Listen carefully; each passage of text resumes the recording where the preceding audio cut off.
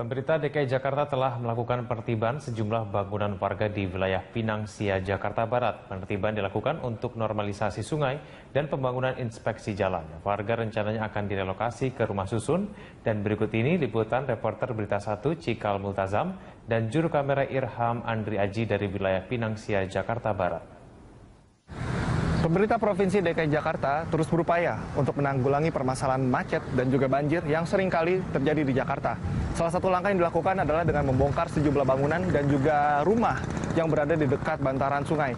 Dan saat ini saya sudah berada di kawasan Pinang Sia, Jakarta Barat, di mana sebelumnya ada ratusan rumah yang dibongkar untuk membuat inspeksi jalan dan juga menormalisasi sungai. Dan seperti bisa dilihat di belakang saya, ada satu unit ekskavator yang dipergunakan untuk membantu jalannya pembongkaran. Lalu bagaimana dengan nasib warga yang sebelumnya tinggal di kawasan ini? Adakah relokasi yang sudah ditawarkan oleh pemerintah Provinsi DKI Jakarta? Masa udah ada tawaran relokasi dari Pemprov DKI? Yang saya tahu saya sih belum ada, Pak, untuk masalah relokasi ini. Kalau toh memang sudah ada, kita pun istilahnya sudah tidak di sini, Pak. Itu loh. Dan kemarin pun pernah ada pemberian, tapinya warga di sini tidak mau karena satu lokasinya cukup jauh. Karena semua aktivitas kita di sini kan terdekat di sini, gitu. Jadi warga di sini tuh menghimbau kepada Pemda setempat itu. Harapannya sih diberikan rusun yang terdekat, itu salah satunya. Tapi nyatanya tidak ada sampai saat sekarang. Aktivitas sendiri apakah di sini tetap beraktivitas dengan normal atau sementara terhenti, Pak? Aktivitas semua kegiatan yang ada di sini termasuk pekerja dan juga anak-anak sekolah terhenti, Pak. Kalau masalah tenda, terus terang ini bukan bantuan dari pemerintah setempat ya. Kelurahan atau camat itu sama sekali belum ada perhatiannya sama korban-korban bongkaran ini. Jadi tenda dari kawan-kawan kita. Jadi ada kawan-kawan kita dari LSM yang menyumbang tenda. Ini kalau makanan semua makanan itu hasil dari kita ngumpulin rongsokan-rongsokan yang bekas bongkaran kayak besi, puing-puing, semuanya kita kumpulin, kita jual ke tukang rongsok. Hasilnya kita buat makan kita bersama. Ini udah ya, aman lah, Pak ya. Makasih. Ya, seperti inilah kondisi dari tempat pengungsian di wilayah Pinang Sia, Jakarta Barat, di mana sejumlah warga sebelumnya rumahnya terkena bongkaran dari program pemerintah Provinsi DKI Jakarta yang ingin membangun inspeksi jalan dan juga normalisasi sungai. Sebelumnya diketahui ada keterangan yang menyebutkan bahwa pemerintah Provinsi DKI Jakarta telah menyiapkan rusun untuk warga di sini. Namun dari keterangan dari warga, belum ada satupun warga yang pindah dari tempat pengungsian karena memang belum ada keterangan atau tawaran dari pemerintah Provinsi DKI Jakarta untuk menyediakan rusun yang sedianya sebelumnya sudah disiapkan. Dan juga tenda-tenda yang ada di sini merupakan sumbangan dari LSM dan bukan dari pemerintah atau kecamatan. Mereka juga berharap agar sesegera mungkin pemerintah DKI Jakarta untuk turun langsung ke lapangan untuk melihat bagaimana kondisi sebenarnya di kawasan ini. Dan juga saya ingin menambahkan bahwa makanan-makanan yang disediakan merupakan hasil dari usaha warga yang menjual sisa-sisa barang rongsokan rumah untuk dijual dan membeli makanan. Dan anak-anak pun tidak bisa melanjutkan kegiatan sekolahnya. Cikal Multazam, Irham Andri, Berita 1, Jakarta.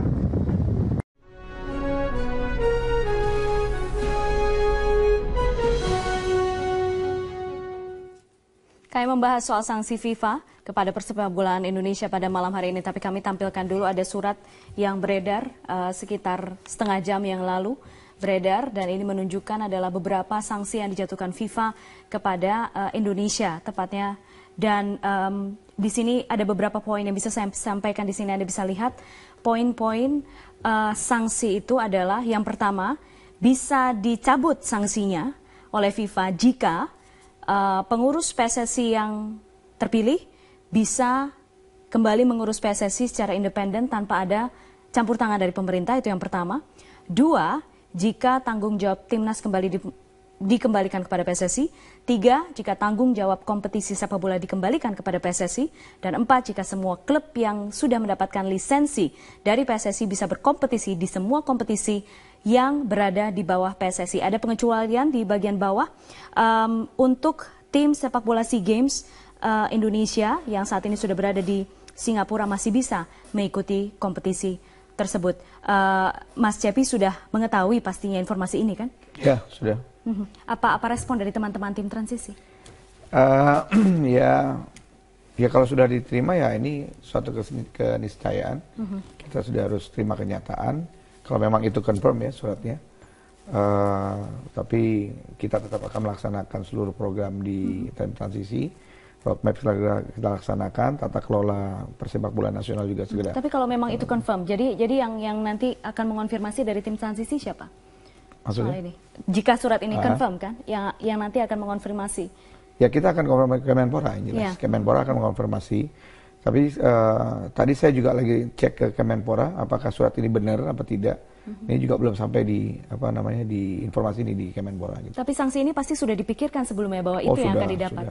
Sudah kita pikirkan jauh-jauh hari. Kita sudah hitung apa untung ruginya lah dari sanksi itu. Bungkus, apakah ini akhir dari segalanya? Atau awal dari segalanya. Oke, bagaimana melihatnya begitu ya? Iya, memang tentu kita bagaimanapun seandainya sanksi itu benar terjadi, tentu ini merupakan sebuah situasi yang tentu harus disikapi dengan baik ya oleh tidak hanya oleh PSSI tapi juga oleh pemerintah, oleh tim transisi. Bagaimana supaya sanksi ini bisa dikomunikasikan dan bisa secepatnya dicabut kembali. Bukan berarti bahwa kita tidak siap dengan sanksi ini, bukan berarti seperti itu ya. Tapi bagaimanapun sepak bola dalam iklim yang tidak disanksi tentu akan lebih baik daripada sepak bola dalam iklim yang disanksi. Iya, betul. Nah, saya pikir kuncinya adalah bagaimana Kemenpora bersama tim transisi, seharusnya bersama PSSI, berkomunikasi dengan FIFA, menyikapi persoalan ini dan menjelaskan apa sesungguhnya yang terjadi dan kemudian mendiskusikan apa langkah-langkah yang perlu dilakukan supaya pada akhirnya sanksi ini bisa segera dicabut ya. Karena dalam sejarah sanksi FIFA itu tidak semua sanksi itu berusia sama ya. Ada yang lebih dari 2 tahun, ada yang setahun, tapi ada juga yang hitungan hari. Dan saya pikir kasus Indonesia kan sebetulnya kasus yang mudah susah gitu ya. Mudah artinya kalau poin-poin yang tadi itu kan mudah dilakukan. Tapi susah kalau tidak ada upaya yang sungguh-sungguh untuk membenahi apa yang selama ini menjadi keprihatinan publik. Jadi ini saya pikir harus ada komunikasi, harus ada dialog supaya permasalahannya ini clear. Oke, tapi sudah atau akan melakukan itu. Jadi bersama-sama bertemu, duduk bersama semuanya, kemudian menjelaskan itu perihal yang tadi. Belum, kalau dari tim transisi memang kita lagi sedang menyusun semua roadmap ini dan kemudian harapan kita segera akan menggulir open turnamen, segera menyiapkan kompetisi, kemudian open bidding, transparansi kita buka begitu. Ini yang mau kita sampaikan bahwa inilah tata kelola persepak bola nasional sebaik-baiknya seperti ini begitu. Persoalannya adalah PSSI mau apa tidak ngikutin gaya yang transparan yang harus kita lakukan begitu. Tapi kelihatannya Anda santai ya menghadapi ini sanksi ini sudah disangsi. Maksudnya jangan sampai para pecinta sepak bola menganggap ini bagaimana posisinya? Maksudnya tim transisi menghadapi ini? Ya. Karena kan pasti di luar banyak yang kecewa sekarang pecinta sepak bola kan? Kecewa pasti ada, menurut saya. Tetapi ya itu tadi saya bilang, ini fakta yang harus kita terima. Terus kita mau apa? Yang harus kita lakukan sekarang kita looking inward, terus kita cari apa yang harus kita benahi hari ini. Kan itu. Kita tidak perlu menyesali, ya. Seperti yang tadi katakan oleh Bapak Presiden, bahwa kita juga harus melihat diri kita sendiri. Oh ternyata kita juga tidak mampu bersaing. Ya kita benahi di dalam, organisasinya kita perbaiki, kemudian sistem kompetisi kita perbaiki, transparansi ya kita lakukan dengan sebaik-baiknya, biar publik tahu. Jadi ini benar-benar olahraga yang digemari oleh publik dan kemudian publik juga ikut partisipasi mengawasi proses ini nanti ke depan. Tapi pembenahan ini memang korbannya banyak sekali, misalnya klub, kemudian para pemain-pemain bola, ada ancaman gaji mereka juga tersendat, mereka tidak bisa main lagi, Bungkus? Iya, memang kalau seandainya situasi ini tidak segera diatasi oleh tim transisi, oleh PSSI, oleh pemerintah, memang itu mengganggu bagi sebagian besar pemainnya. Karena itu saya pikir tim transisi juga perlu segera memikirkan bagaimana solusi seandainya situasi ini berjalan seperti ini. Yang tidak boleh diabaikan adalah kompetisinya harus jalan. Tadi kan Pak Presiden juga jelas, dibekukan bagi pemerintah bukan hal yang menakutkan. Yang penting adalah ada upaya perbaikan dan kompetisi tetap jalan. Karena itu saya pikir hal yang sekarang perlu segera dipikirkan oleh tim transisi bersama Kemenpora, bahkan sebetulnya bersama PSSI. Saya selalu menekankan bersama PSSI ya. Kompetisi yang tidak akan tercatat oleh FIFA dong? Memang ada kerugian ketika sebuah kompetisi dilakukan dalam situasi kita disuspensi, tim kita tidak bisa keluar dari frame dalam negeri, tidak bisa ikut Liga Champion Asia, tidak bisa ikut Piala Dunia antar klub seandainya lolos gitu ya. Tapi sekali lagi persoalannya menurut saya bukan itu ya. Persoalannya bagi para pemain yang terpenting adalah ada aktivitas yang membuat mereka bisa tetap menjalankan profesinya. Karena bagi para pemain yang terpenting itu bagaimana mereka tetap bisa menjalankan aktivitasnya sebagai profesional, pemain sepak bola profesional, bagaimana mereka bisa mendapatkan penghidupan dari kemampuan yang mereka miliki. Kalau itu berjalan, saya pikir keresahan itu akan berkurang. Nah, tinggal persoalannya bagaimana menuntaskan apa yang menjadi keprihatinan kita selama ini. Kita tidak boleh hanya karena sanksi ini terus kita melupakan pentingnya transparansi. Tidak boleh karena sanksi ini kita melupakan pentingnya kompetisi yang fair, kompetisi yang tidak ada pengaturan. Jadi saya pikir sekarang tim transisi bersama Kemenpora diskusi dengan PSSI. PSSI sanggup nggak melaksanakan kompetisi seperti yang kita inginkan? Ada transparansi, ada akuntabilitas, tidak ada pengaturan skor. Kalau misalnya ditanya pasti bilang sanggup kan? Bentuknya berupa komitmen, bukan sekedar bisa atau tidak bisa. Komitmennya apa? Bentuk konkretnya apa? Seandainya sama-sama ada kesepakatan dan satu nilai yang sama, sebetulnya mungkin tim transisi tidak diperlukan, Pak Cepi ya. Karena tim transisi itu tugasnya adalah mendorong terciptanya apa yang saya sebutkan tadi. Ada transparansi, ada akuntabilitas, tidak ada pengaturan skor. Itu yang ditumbuhkan. Seandainya PSSI bisa melakukan itu, mungkin tim transisi tidak diperlukan. Iya, Mas Cepi, tapi sebenarnya saya ingin tahu frameworknya. Maksudnya pandangan besarnya. Jadi sekarang misalnya ini sudah suspend, sekalipun memang masih menunggu konfirmasi. Kemudian 3 bulan ke depan ini seperti apa? Misalnya teman-teman para pemain, kemudian klub-klub itu mau diapakan sih?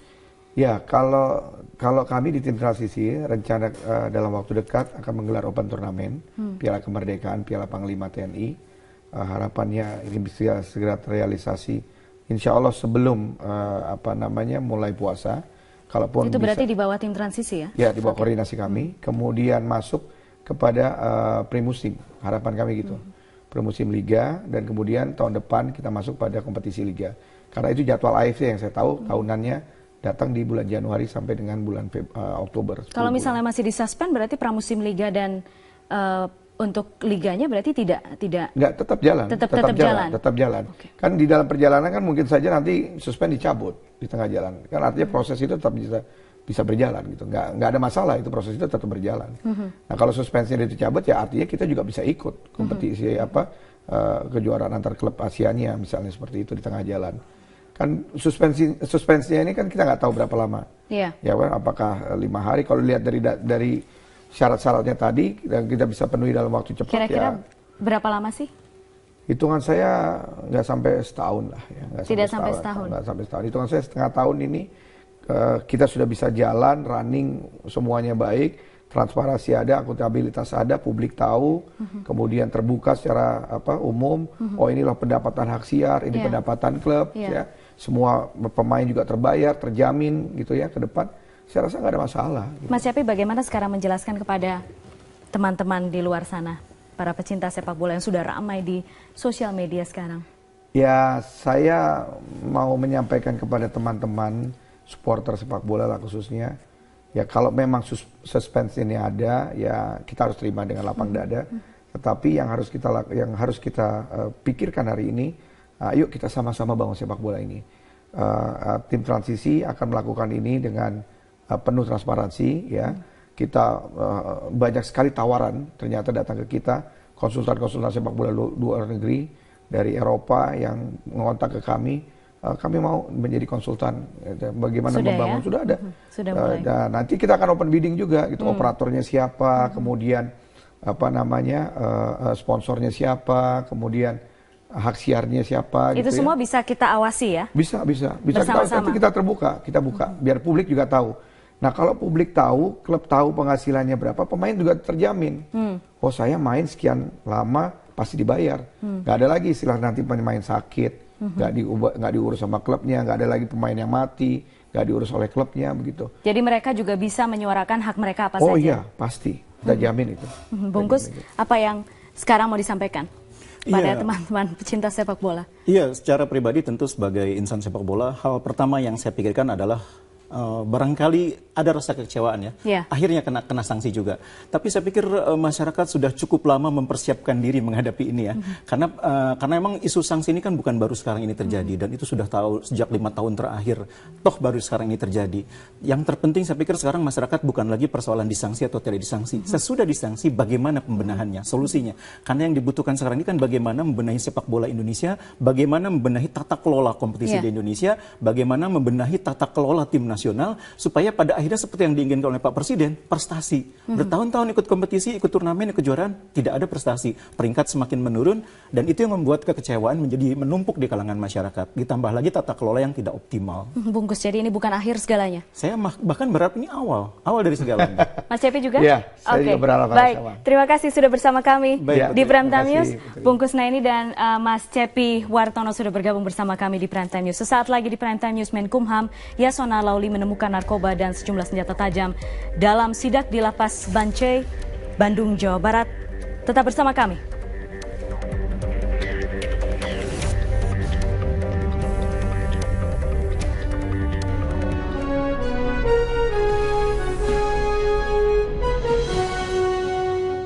Di sini termasuk pekerja dan juga anak-anak sekolah terhenti, Pak. Kalau masalah tenda, terus terang ini bukan bantuan dari pemerintah setempat ya. Kelurahan atau camat itu sama sekali belum ada perhatiannya sama korban-korban bongkaran ini. Jadi tenda dari kawan-kawan kita. Jadi ada kawan-kawan kita dari LSM yang menyumbang tenda.